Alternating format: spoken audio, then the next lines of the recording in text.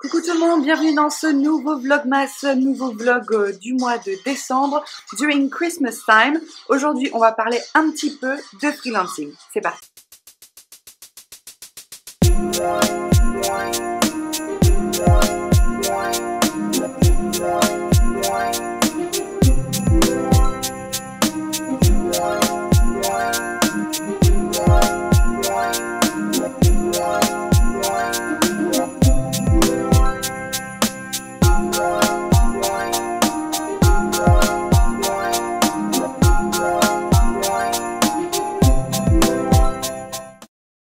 Ce qu'il faut savoir, c'est qu'un freelance, c'est un prestataire en fait, tout simplement, c'est un entrepreneur. Alors moi je suis freelance donc à mon compte pour social media management, mais aussi de la rédaction web. Je dis qu'en fait mon métier est donc consultante en digital marketing parce que c'est un tout de conseiller des entreprises sur l'aspect communication digitale, mais il y a effectivement aussi du blogging, de la rédaction web, du SEO, enfin ça englobe plein de choses. Alors, on m'a beaucoup posé la question de ce que je faisais, ça j'en ai déjà fait un article que je vous remettrai là en lien dans la barre d'infos. Là aujourd'hui pour moi ce qui m'est important c'est aussi de conseiller des gens qui ont envie de savoir un petit peu plus sur comment je suis devenue freelance et comment on devient freelance en général. Le premier conseil que je vous donnerais c'est si vous voulez absolument être freelance, c'est déjà de trouver votre expertise et votre qualité qui va vous différencier, puisque aujourd'hui la plupart des problèmes des gens qui veulent à tout prix devenir freelance touchent absolument à tout sans avoir d'expertise, notamment dans tout ce qui est community manager. Aujourd'hui tout le monde se proclame, auto-proclame community manager parce qu'ils ont posté 2 posts Facebook.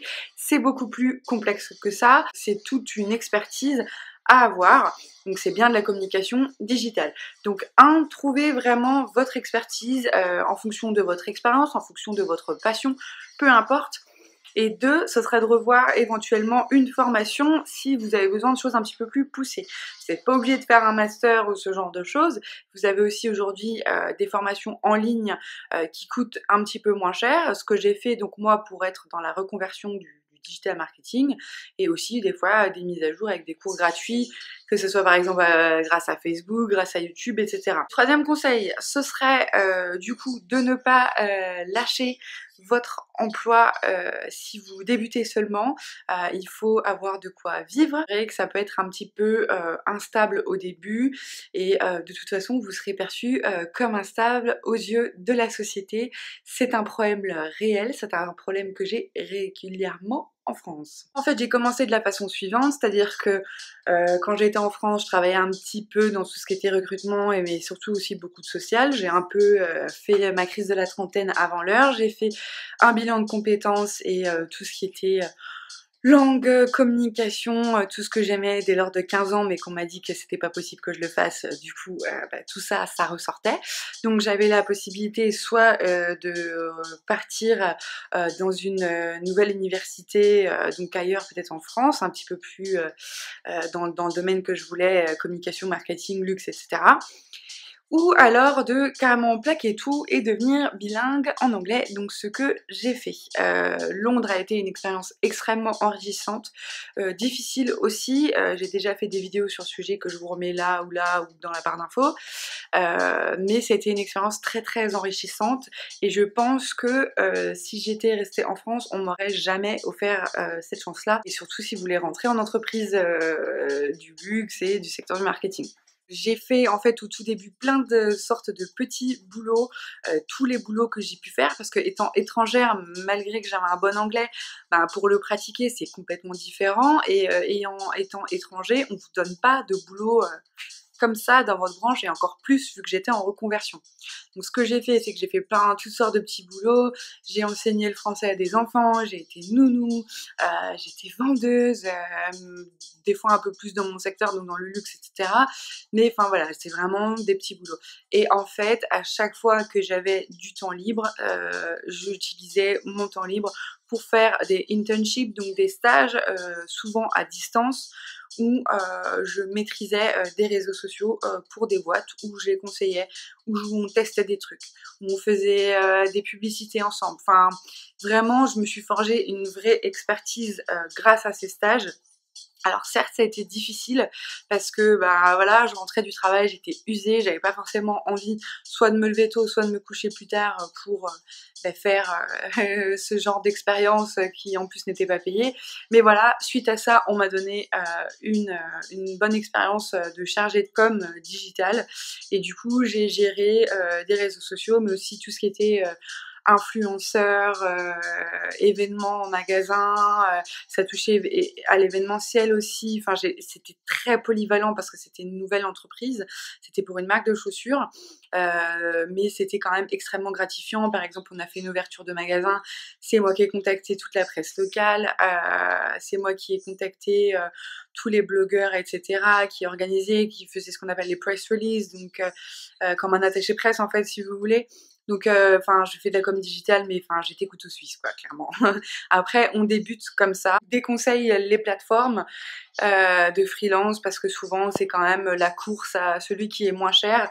Mais si vraiment vous n'avez aucune expérience, il faut absolument essayer de trouver un moyen, que ce soit via un stage ou via une plateforme, et surtout cumuler avec le temps cette expérience. C'est pas une expérience de 2 mois qui va vous faire que vous êtes graphiste ou ce genre de choses. Voilà, donc je vous ai expliqué ce qui était un freelance, je vous ai donné mes conseils pour débuter et je vous ai aussi donné mon cas d'expérience, un cas d'école, si on peut appeler ça comme ça, mon expérience pour que vous puissiez un petit peu voir comment j'ai débuté.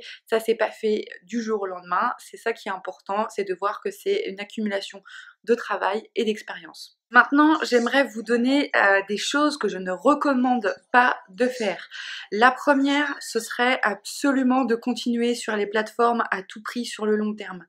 C'est la course, la compétition au moindre coût, ce qui est du coup un petit peu handicapant. Deuxième chose, ce serait de faire l'erreur que j'ai faite au départ, à savoir mettre des prix assez bas, parce que vous allez vous faire rattraper par le coût de la vie et notamment les taxes qui sont françaises. Taxes en France qui sont, même en tant que micro-entrepreneur, si vous prenez le statut de micro-entrepreneur, qui sont quand même un quart de votre chiffre d'affaires.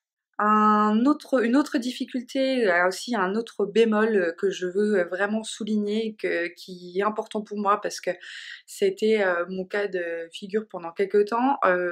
Si vous cumulez CDD ou même CDI en plus du coup vos activités d'entrepreneur, si vous prenez le régime du micro-entrepreneur et que vous êtes taxé ok que à 23%, sachez que vous allez payer des charges sociales, que vous soyez employé ou que vous soyez micro-entrepreneur. Vous allez payer dans les deux cas de figure en fait. Donc les 23% plus ce qui est prélevé donc tous les mois sur votre salaire.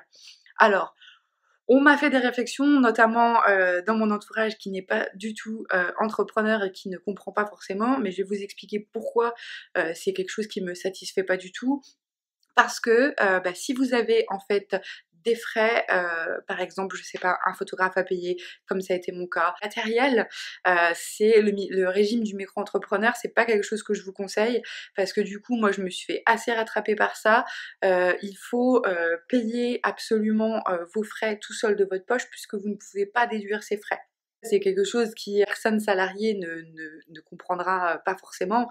C'est-à-dire qu'elle, elle va au travail, son employeur paye éventuellement une partie de son transport, mais parce que normalement c'est 50% de la loi en France que votre employeur doit payer, c'est la loi, c'est comme ça. Mais ça s'arrête là. Enfin, vous n'avez pas de frais, vous n'allez pas acheter, je vous raconte n'importe quoi, par exemple des classeurs, vous n'allez pas payer quelqu'un.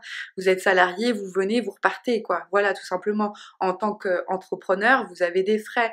Que vous soyez un restaurant, par exemple, comme j'ai un ami qui a ouvert son resto, bah, fatalement, il va acheter du jambon, des pommes de terre, enfin des conneries comme ça. Moi, vu que c'est quand même rattaché à mon blog, j'ai eu quand même pas mal de frais de déplacement, un photographe à payer, ce genre de choses. Donc là, ça c'est des frais que j'ai pas pu déduire parce que dans le régime de micro-entrepreneur, anciennement auto-entrepreneur, si vous le choisissez, oui, c'est bien, vous ne payez que 23%, mais vous avez des frais qui seront de vos poches.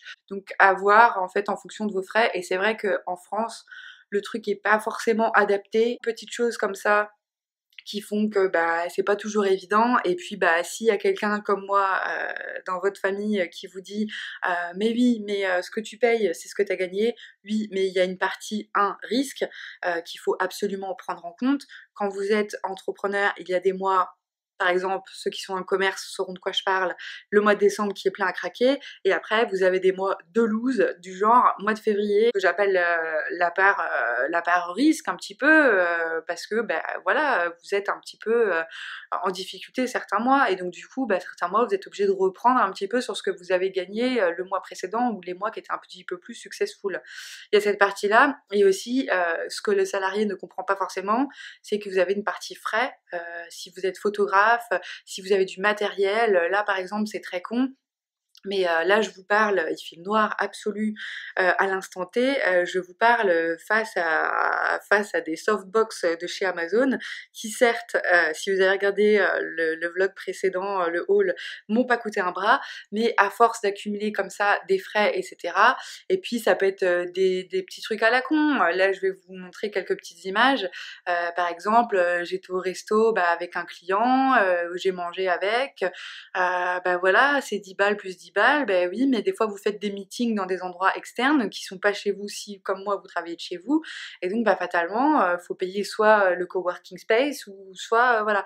Donc tout ça c'est des choses vraiment à penser, et si vous décidez d'être freelance, d'être à votre compte, d'être entrepreneur en général, je vous déconseille fortement de demander des conseils à des proches s'ils ne sont pas entrepreneurs eux-mêmes, et s'ils n'ont pas connaissance des statuts qui en France ils ne comprendront absolument pas. Moi c'est là où j'en suis aujourd'hui, c'est extrêmement difficile d'en parler. D'ailleurs j'ai envie même de conclure là-dessus.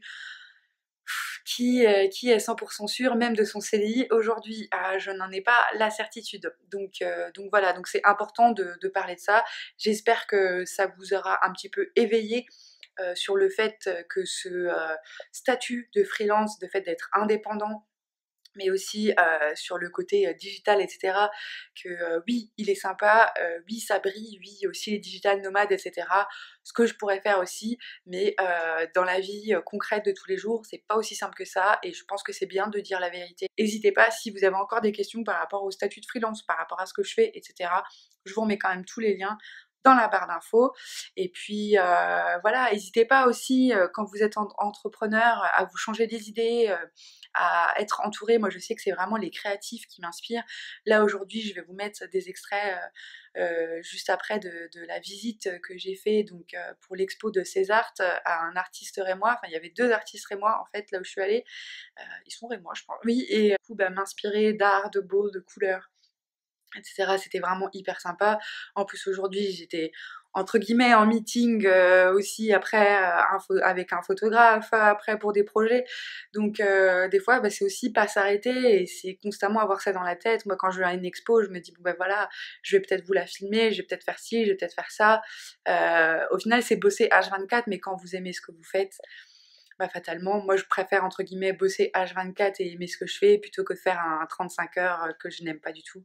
C'est une question de choix, c'est une question de priorité, tout le monde est différent, chaque goût est respectable, mais j'espère que ça vous aura au moins ouvert les yeux un petit peu plus sur la réalité aussi des gens qui ont envie d'entreprendre en France, qui n'est pas toujours évidente. Je vous dis à très bientôt, à demain, pour du coup un nouveau vlog. Bisous.